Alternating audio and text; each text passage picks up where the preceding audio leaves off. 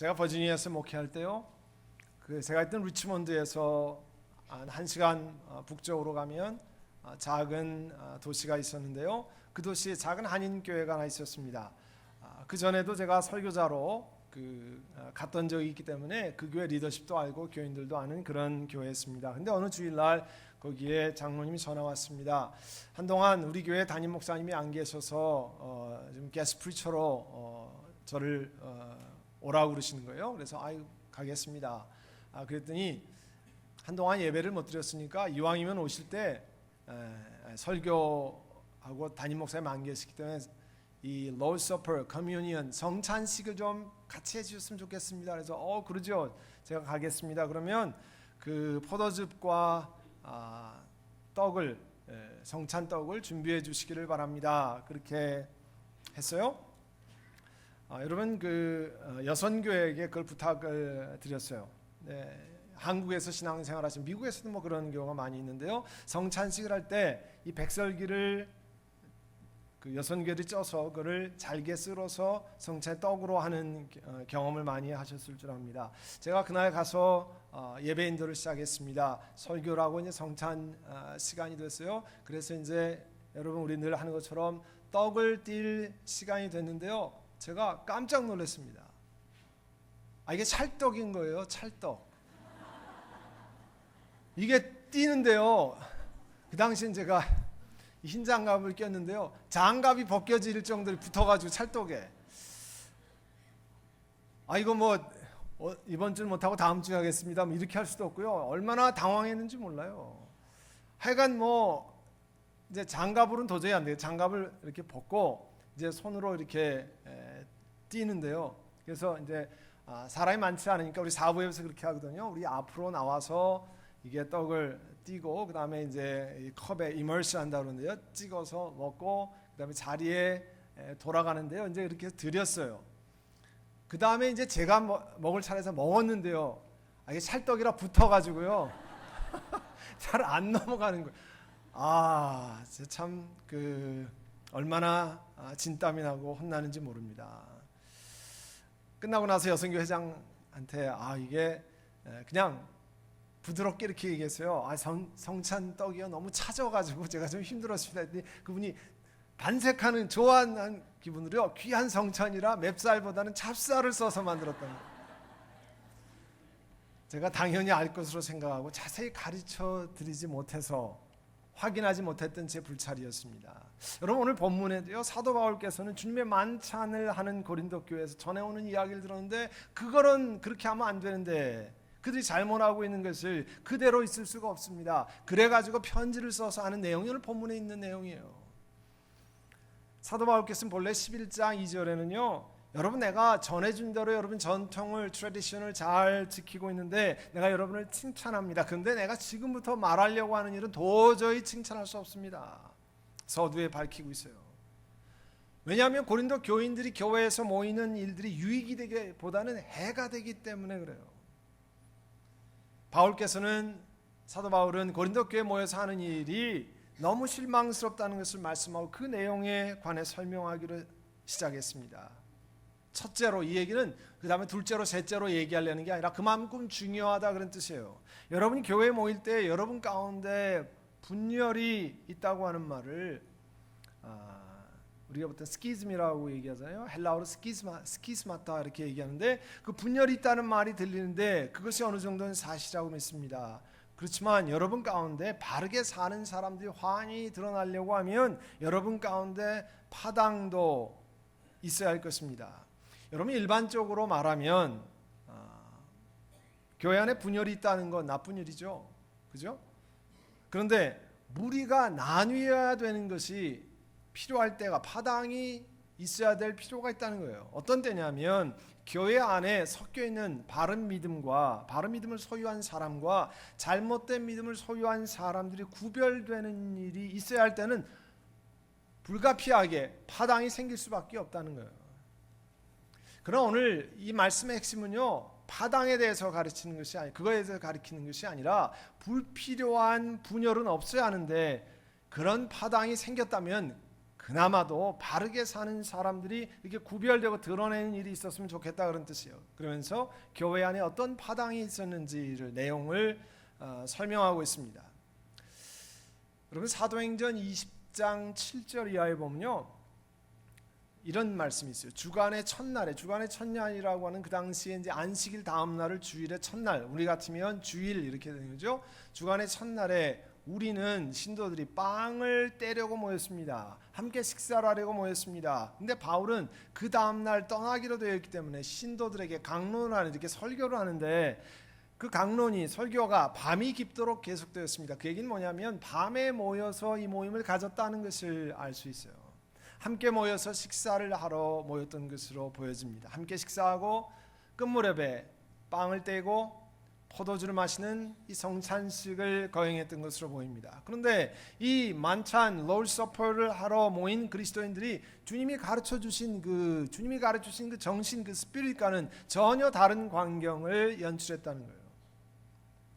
원래 이 롤드 서퍼라고 불리는 주님의 만찬이라는 불리는 모임에요, 고린도 교회 안에 그리스도인들이 모이는데 어떤 부자 그리스도인들은 자기가 음식을 가지고 많은 음식을 가지고 왔어요. 반면에 삶의 여건이 그렇지 못한 분이 있잖아요. 밤늦게 일을 끝날 수밖에 없고 혹은 별로 음식을 가지고 올 수 없는 가난한 형제들, 노예 신분의 그리스도인들이 있었어요. 그러니까 부자 그리스도인들이 먼저 왔는데 식탁을 다 차려놓고 하는데 늦게 오거든요. 시장하거든요. 배가 고프거든요. 그러니까 이 가난한 사람들 기다리지 않고 부유한 그리스도인들이 음식을 다 먹었어요. 그러니까 이미 가난한 사람들이 와서 식사를 하려고 할 때는 이미 먹고 다 그 사람들은 배부르고, 심지어 포도주를 얼마나 홀짝홀짝 많이 마셨는지 취해가지고 막 그런 얘기가 성경에 있었어요. 이렇게 교회 안에서 주님의 죽으심을 기억하고 형제들과의 펠로십을 위해서 시행됐던 이 롤드 서퍼가 이 본래 정신을 부인하는 행동을 하게 됐습니다.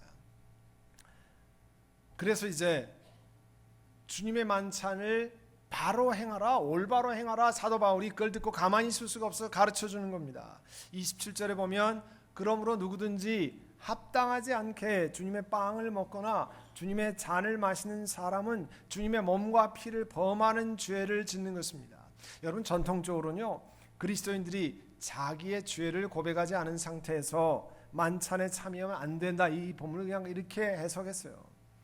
그 구절 하나만 보면 우리 성찬식 할 때 내 죄를 회개하고 예수 그리스도만이 내 죄를 용서하십니다, 그렇게 고백하는 거 맞죠? 또 오늘 여러분 개인적으로 묵상의 기도를 하면서 잘못된 것을 하나님 앞에 회개했습니다, 그건 맞는 얘기예요.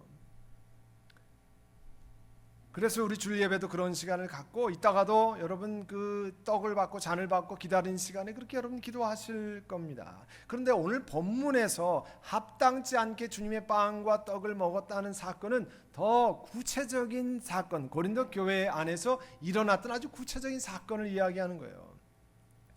본문에서 말하는 사건은 조금 아까 설명드린 것처럼 고린도 교회에서 주의 만찬에 모여서 부자와 가난한 사람으로 갈려가지고 가난한 사람들이 무시당하고 소외당하고 부자끼리만 주의 만찬이 진행되는 것을 지적하고 계시는 겁니다.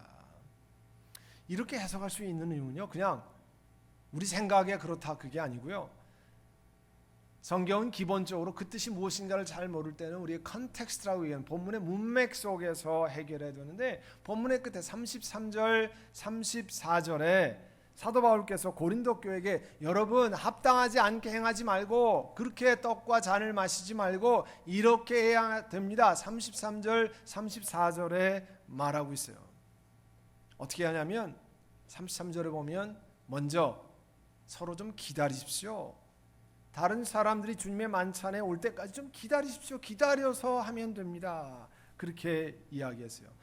근데 그런 분이 있잖아요. 너무 시장해가지고 도저히 나는 기다릴 수 없습니다, 기다리기가 어려울 정도로 배가 고프면 그러면 해결책이 있습니다, 집에서 먼저 드시고 오십시오. 그러면 그거를 기다리지 못하고 하는 일이 없지 않을 겁니다. 그럴 필요가 없잖아요. 이런 구체적인 이유를 사도 바울께서 이 고린도 교회에게 내린 이유가 있어요. 그건 29절 30절 때문에 그래요. 29절에 보면 몸을, 그리스도의 몸을, body of Christ를 상징하는 성찬의 떡과 성찬의 빵과 잔을 아무런 분별 없이 디서닝 하는 것이 없이 먹고 마시는 사람은 자기에게 내릴 심판을 먹고 마시는 것과 같다는 거예요. 그래서 실제로 고린도 교회에 일어났던 일을 소개하고 있습니다. 이 때문에 30절에 보시면 여러분 가운데는 몸이 약한 사람, 병든 사람, 죽은 사람도 적지 않습니다. 여러분들이 이 얘기는요, 만찬을 할 때 힘든 사람, 가난한 사람, 어려운 사람들을 무시하고 부자들만 먹고 마시고 배고픈 사람을 무시했던 그런 일 때문에 여러분 교회는 몸이 허약한 사람, 병든 사람, 죽은 사람 있는 것입니다. 사도 바울께서 해석해 주고 있어요. 그런데 우리가 스스로를 살피면 이거는 여러분 잘 기억하세요. 우리가 성찬하고 우리가 다른 일 할 때 하나님 앞에 우리 자신을 돌아보고 잘못된 것을 고백하는 걸 하지 말라 그런 뜻이 아니에요. 여기서 우리를 스스로 살피는 것은 만찬할 때 힘든 사람, 소외된 사람, 가난한 사람, 노예 이런 사람들이 다 왔는가, 배고픈 사람이 다 왔는가를 살핀 다음에 그 성찬을 하면 심판을 받지 않을 것입니다. 그런 뜻이에요.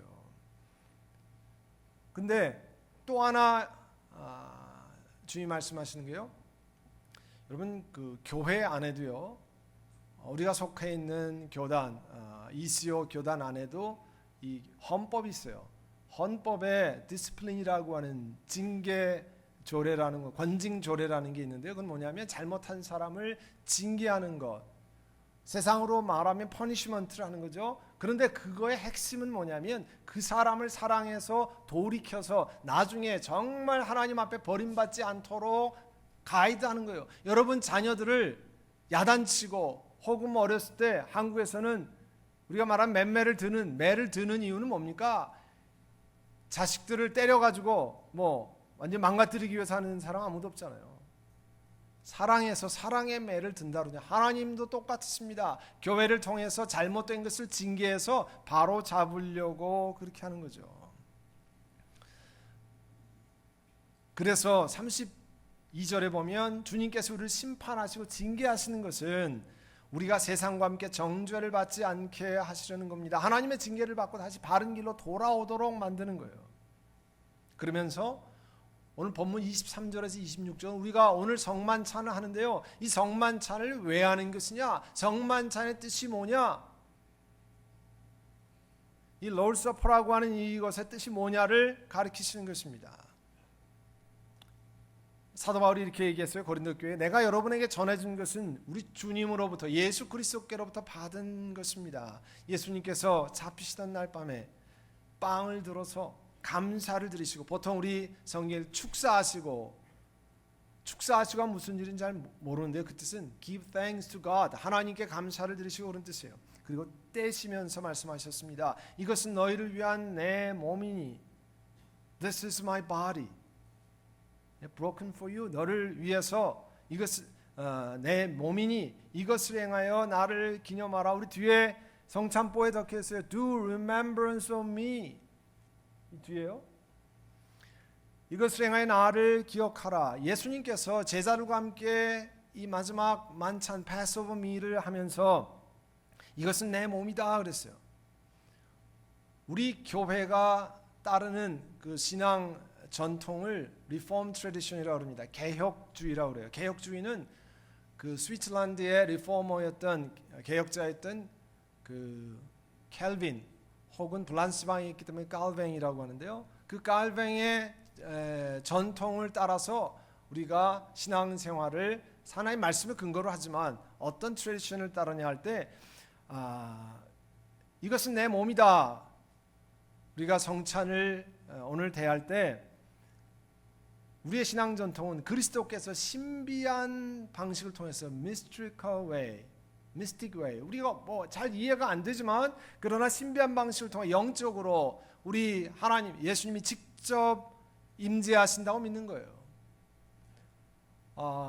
이 가톨릭 교회나 그 다음에 루터란 우리랑 다른 생각을 가지고 있습니다. 특별히 가톨릭 교회는 사제가 기도할 때 이 떡과 잔이 완전히 진짜 피와 진짜 몸으로 바뀐다고 생각해 믿어요. 그렇게.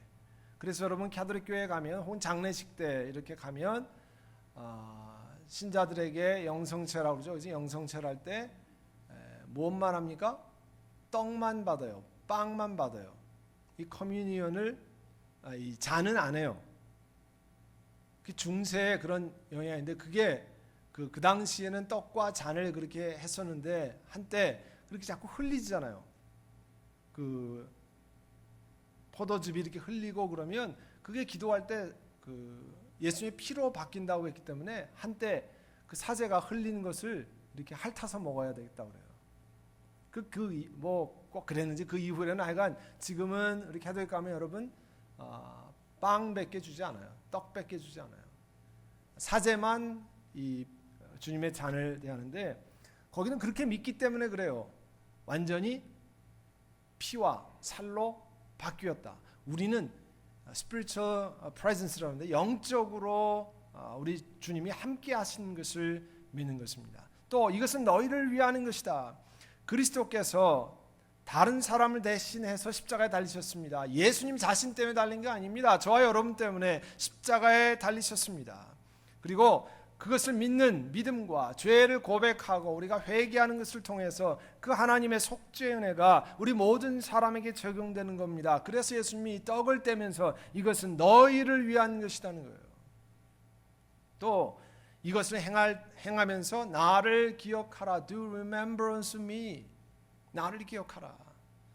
여러분 주님의 만찬은 하나님의 자녀들이 여러분 성만찬을 하면서 그리스도의 죽음, 그리스도의 부활을 기념하기 위해서 우리 주님이 하셨습니다.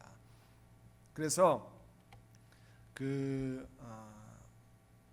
25절에도 보면 식사한 후에 그 잔을 하나님 앞에 감사드리시고 뭐라고 얘기했었냐면 이 잔은 내 피로 세운 새 언약이다, New Covenant다 이렇게 말씀하셨어요. 같은 내용이 마태복음 26장에도 나와 있는데요. 이것은 죄를 사해 주시려고 많은 사람을 위해서 흘리는 피라. 예수님이 흘리는 피는 그냥 흘리는 피가 아니라 범죄자이기 때문에 흘리는 피가 아니라 저와 여러분의 죄를 사해 주기 위해서 흘리는 피라. 곧 언약의 피라. Blood of the covenant. 언약의 피라 말씀했어요. 그래서 이것을 마실 때마다 나를 기억하라.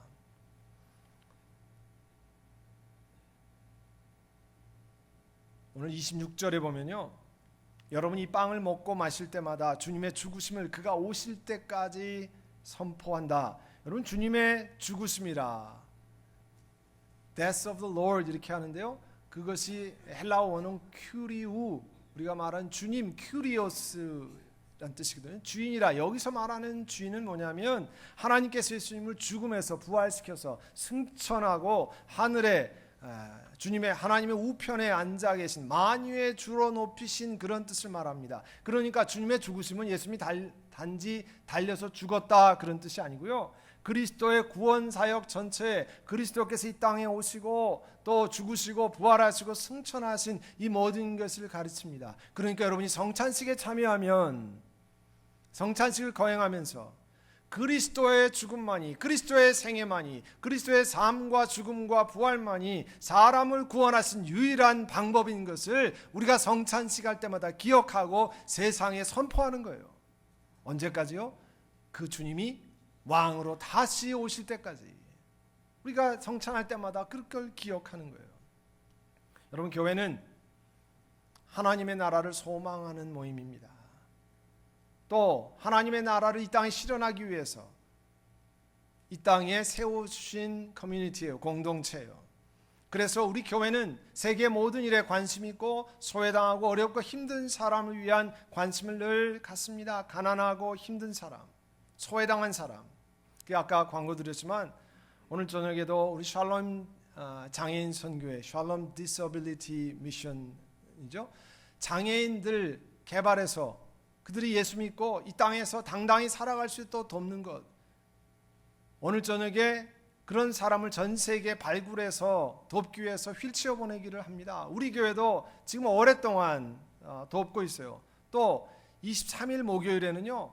우리 샬롬 선교회에 같이 음식을 해서 같이 그분들과 예배를 드립니다. 여러분 한번 같이 가보세요. 광고를 드릴 테니까 23일 7월 24일 목요일 저녁인데요. 교회에서 음식을 해가지고 그 장애인 선교회에 같이 갑니다. 여러분이 같이 헌금한 것으로 그 교회당을 짓는 데 도움을 주었고요. 또 지금도 사역을 같이 합니다. 그 장애인 가족들과 장애인들과 함께 예배드리면서 하나님이 그들을 사랑하신다고 하는 것을, 그리고 우리가 하나님께서 그 일로 부름받았다는 것을 기억하는 겁니다. 얼마나 귀한 일인지 몰라요. 또 얼마 전에는 우리가 함께하는 미랄 선교단 윗 미션과 함께 우리 저쪽 산타바바라 캠퍼스에서 발달 장애인 캠프를 했습니다. 장애인 한 사람의 학생 봉사자 한 명에서 4명까지 같이 해서 그들이 신앙생활 힘을 얻고 또 사랑받고 있다는 것은 예수 그리스도의 사랑받고 있다는 것을 하기 위해서 함께합니다. 또 그 가을에 보면 장학금 모금이 있어요. 그런 일을 우리가 함께하는 이유는요, 다른 게 아닙니다. 그리스도께서 예수 그리스도로 말미암아 저와 여러분을 구원하셨기 때문에 그런 소외자 또 어려운 사람, 힘든 사람을 품어 안고 함께하는 것이 주의 만찬의 기본적인 뜻이라는 거예요. 여러분이 오늘 주의 만찬에 대하면서 하나님이 세상의 화해자로 나를 부르셨습니다. 세상에 생명을 나눈 사람으로 부르셨습니다를 다시 리마인드하는 거예요. 깨닫는 거예요. 사랑하는 성도 여러분, 성만찬을 참여하면서 우리 주님의 사랑을 기억합니다. 세상을 품고 죄인들을 사랑하시고 소외받는 사람을 품으시는 그 하나님의 사랑을, 예수 그리스도의 사랑을 기억하고 오늘 떡과 잔을 대하면서 내가 이 땅에 있는 동안에 우리 교회를 통해서, 우리 개인을 통해서 하나님의 나라를 실현하기를 원합니다. 그래서 우리를 위해서 몸과 피를 다 내어주신 예수 그리스도를 늘 기억하며 성찬에 참여할 때마다 예수 그리스도를 통해서 우리가 구원받고 예수 그리스도를 주님이 다시 오실 때까지 생명을 주신 하나님으로 전할 책임이 있다는 것을 우리 영혼 가운데 기억하는 겁니다. 오늘 성찬에 참여하며 그와 같은 것들을 생각하고 감격하는 귀한 시간 되시기를 바랍니다. 기도하겠습니다. 사랑하는 주님, 고린도 교회가 부자와 가난한 사람으로 나누이고 또 성찬을 제대로 알지 못하고 분별 없이 행했습니다. 그와 같은 것을 사도 바울을 통해서 지적했는데 우리의 삶이 그렇지 않도록 저희들을 돌아보게 하시고 늘 이 세상에 소금과 빛으로 있게 하신 하나님의 뜻을 기억하고 소외받은 사람, 어려운 사람, 힘든 사람을 돌아보는 저희를 되게 하시며 오늘도 성찬에 참여할 때 주님의 사랑과 또 주님의 생명을 기억하는 저희를 되게 하옵소서. 예수님의 이름으로 기도하옵나이다. 아멘.